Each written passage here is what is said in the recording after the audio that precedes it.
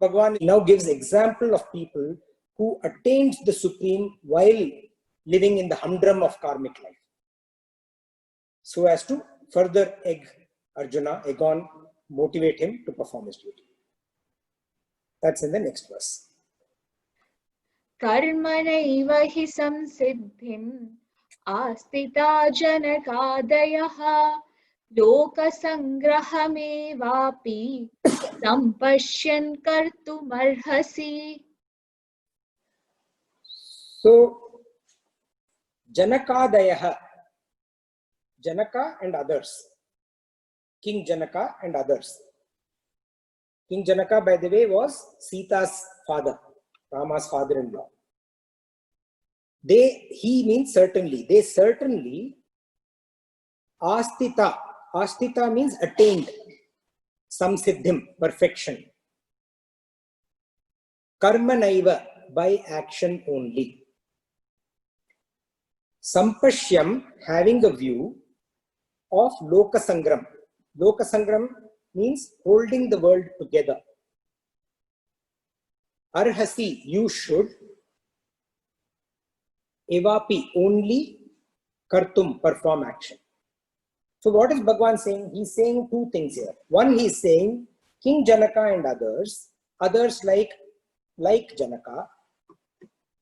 There was Ajatashatru, then there was Ashwapati.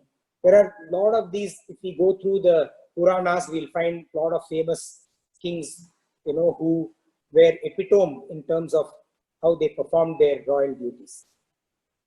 Even Sri Rama, after vanquishing Ravana, an epitome in terms of how a king should rule his kingdom. They certainly attained perfection by performing their duties only, by action only. And then he says, you should do that. And why should you do that? Because you have a duty of holding this world together, Loka Sangra. And with that view only you should perform action. So Bhagavan is using a very interesting word here, Loka Sangram. Very, very relevant for any leader. Loka means world. Sangra means collection. Loka Sangra means holding the society together, not allowing it to disarray. Today, for example, we can see America is in complete disarray. Because of who? Because of the leader there, because of the president. And if that continues, the disarray will even get more pronounced. So, holding the society together by being an inspiration, by being an ideal, not being contrary to that. The other meaning for Loka Sangra is protecting the masses and to ensure their benefit, their welfare. Protection and welfare is another meaning for Loka Sangra. So Arjuna is looked upon as an ideal. Arjuna is idolized by all the masses in the kingdom. He has a duty to protect everybody. From what? From at that time the tyranny of Duryodhana and Dusashana. Just think about it. If Draupadi's flight in the entire Darbar, in the court, was what the world witnessed, the Loka witnessed. If that was the queen at that time, she was the queen of Indraprastha. So if a queen could go through that plight of disrobing, then imagine the plight of the common woman in that nation at that time. So Arjuna was duty bound to protect these people, the masses. And any influence, so Krishna is reminded in that. And then he goes on to say, any influence that an ideal king or leader will have is immense. The power you wield, the influence that you wield, is immense on your followers. And he talks about that in the next verse. Yadyadacharati shreshtas tattadevetaro janaha sayat pramanam kurute lokastadanu vartate. So Bhagavan says, yet, whatever, Shreshtaha, the person who is preeminent, the Pradhana Bhuta. Pradhana means the primary, the one, the top.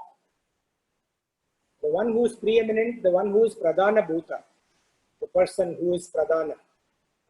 Acharati, what he does. And acharati, whatever he does, right or wrong. Tad tad, that. Tad tad eva, that and that only. Itaraha. Itaraha is the common janaha. Itaraha janaha is the common people, the common man. That is what the common people also do. For example, our Prime Minister Shri Narendra Modi. So when initially this coronavirus came, what did he do? He took these vessels and wands and conches and started clanging them. What did everybody do? The entire nation followed. Don't know whether it was right or wrong, because after that, corona cases went like that. It didn't help. But he did it, and because he did it, everyone did it. It was a celebration. So when this person who is respected does anything, the world follows. That is what Bhagavan is saying. And we witness this here. Another beautiful example of today, this is something that I noticed. You know, there's this guy called Virat Kohli, who is a famous Indian cricket superstar. And he has emerged about 10 years ago. And he started sporting a beard. When he started sporting a beard, the entire Indian cricket team started sporting a beard. The first time in the history of Indian cricket, all 11 players sport a beard. And guess what happened? All youngsters in India sport a beard. You walk around, you will not find a boy who is in his 20s not having a beard. This is the last decade, an evolution or revolution over the last decade. It's absolutely unbelievable. Huh? Narendra Modi bangs a vessel, everyone will bang a vessel. Virat Kohli sports a beard, everyone will sport a beard. So again, Swami Chinmayananda used to say, values are not taught, they are caught. Beautiful statement. Values are not taught, they are caught. And then Bhagavan says, Yatsa, what he, pramanam. Pramanam means demonstrates, certifies, endorses. What he says is the standard. Yatsa pramanam, what he demonstrates or what he states is the standard. Kurute, and also does. Lokaha tad anuvartate. The people, that is what they follow. Lokaha, the people, tad, that, anuvartate, they follow. So society has to be also very, very careful in terms of who we put in the limelight. Probably someone who was as prominent as our Prime Minister Narendra Modi, or maybe even more prominent. We talked about yajna being misunderstood as a fire ritual. Someone must have said yajna means fire ritual. But that became more prominent than the real meaning or import what Bhagavan intended, which is the 5 sacrifices. And that became the rule. For all my entire life, I grew up thinking yajna means, putting bricks, putting firewood, lighting a fire, pouring ghee, and doing a ritual for 2 hours or 3 hours or 10 hours. I grew up thinking that till I read Bhagavad Gita. So somehow, when somebody who is a prominent or preeminent person says something, look at the impact. It can change scripture. So when Pope John Paul says that there is nothing called gravitation, everybody believes that there is nothing called gravitation. So it is very critical that we choose our leaders carefully, because the real significance could get lost if we don't choose our real stand. That person is a Shrestha Purusha. That Shrestha Purusha, we have to be very careful about how we are selected. In fact, in Kathopanishad, it is said, Avidyaya mantare vartamanaha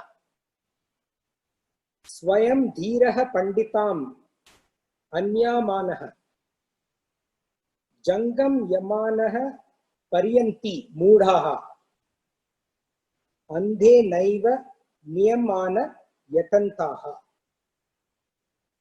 Living in the midst of ignorance and considering themselves intelligent and enlightened, these senseless people go round and round, following a crooked course, just like the blind being led by the blind.